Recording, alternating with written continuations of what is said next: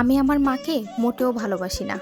বিশ্বাস করেন, আমি আমার মাকে মোটেও ভালোবাসি না। কারণ আমার মা আমাকে পছন্দই করে না। কোনো ভুলবশত হয়তো আমি এই পৃথিবীর আলো দেখেছি। হয়তোবা কোনো ভুলবশত কারণে আমি আমার মা বাবার প্রথম সন্তান হয়েছি। হয়তোবা কোনো ভুলবশত কারণেই আমি আমার মা বাবার ঘরে জন্ম নিয়েছি। নয়তো অন্য কারোর ঘরে হয়তো জন্ম নিলে আরেকটু বেশি ভালো থাকতে পারতাম, আরেকটু বেশি ভালোবাসাই পেতাম। কেন বলছিলাম এই কথাগুলো? আসলে আমাদের পরিবারে আমরা 2 ভাই 2 বোন, কিন্তু আমি আমার মায়ের সবচেয়ে বড় মেয়ে। তারপরও আমার মা কেন যেন আমাকে দেখতে পারে না, কোনো কিছুতেই আমাকে ভালোবাসে না।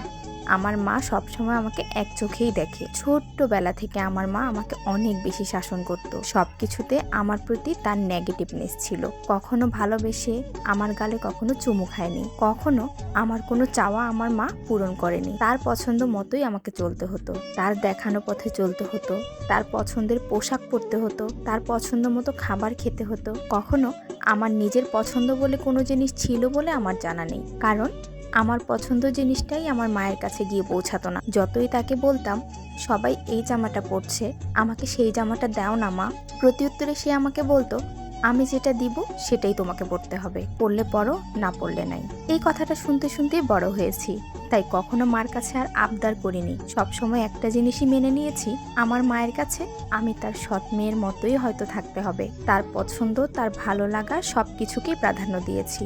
নুন থেকে চুন ঘষলে মায়ের শাসন ছিল অনেক বেশি কড়া, যেটা আমার অন্য ভাই বোনগুলোর প্রতি কখনোই ছিল না। সবসময় একটা জিনিসই ভাবতাম, একই মায়ের কাছে সন্তানগুলো কি আলাদা আলাদা হয় কখনো? কিন্তু আমার বেলায় হয়তো তাই হয়েছে।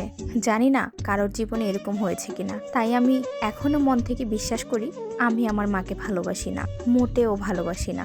বিশ্বাস করে আমার মায়ের জন্য আমার একটুও কষ্ট হয় না। আমি আমার মাকে ছেড়ে আজ অনেক দূরে আছি।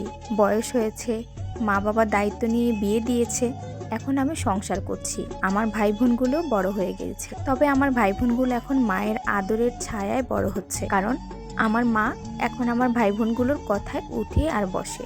কারণ একটাই, মাকে যখন প্রশ্ন করি আমার বেলায় কেন এরকম করেছো, তখন মা আমাকে পুনরায় উত্তরটা দেয় কি জানেন?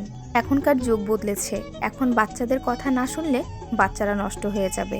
তখন আমি মাকে পুনরায় প্রশ্ন করতে ইচ্ছে করে, মা তাহলে আমার বেলায় কেন এরকম করেছো? আমার ছেলেবেলাটা কেন এভাবে নষ্ট করেছো?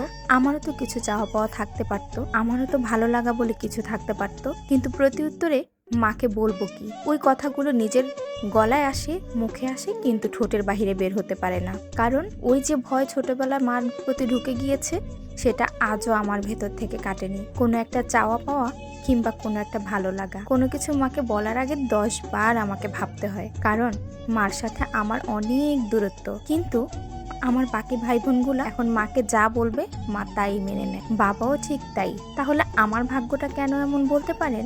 আরেকটা প্রশ্ন আপনাদেরকে করি, আমি আমার মাকে ভালোবাসি না সেটা আপনাদেরকে বারবারই বলেছি, কিন্তু আমার মা যখন কষ্ট পায় তখন আমার চোখে কেন পানি আসে সেটা বলতে পারেন? আমার মার কষ্ট আমি কেন সহ্য করতে পারি না সেটা বলতে পারবেন? কেন আমি আমার বাবা মার থেকে দূরে থাকতে পারি না সেটা বলতে পারবেন? এতগুলো কেনর উত্তর আমি আজও পাইনি। বুকে চাপা অনেক কষ্ট নিয়ে আপু গল্পটা আমাকে বলেছিল, সরাসরি আমাকে কল দিয়ে বলেছিল, কিছুতেই কান্না থামাতে পারছিল না। আসলেই মা বাবার ইগনোর মনে হয় সন্তানের জীবনে অনেক কষ্ট হয়। তাই এরকম মা বাবা কখনো কোনো সন্তানের জীবনে না আসুক। আমরা যখন মা বাবা হব তখন আমাদের সন্তানকে যেন অনেক বেশি ভালো রাখতে পারি। গল্পটি আপনাদের কাছে কেমন লেগেছে অবশ্যই জানাবেন। আর সেই আপুটি যদি গল্পটি দেখেন আমি আপনার মতো করে ঠিক মতো বলতে পেরেছি কিনা সেটাও অবশ্যই জানাবেন। ধন্যবাদ সবাইকে। আল্লাহ হাফেজ।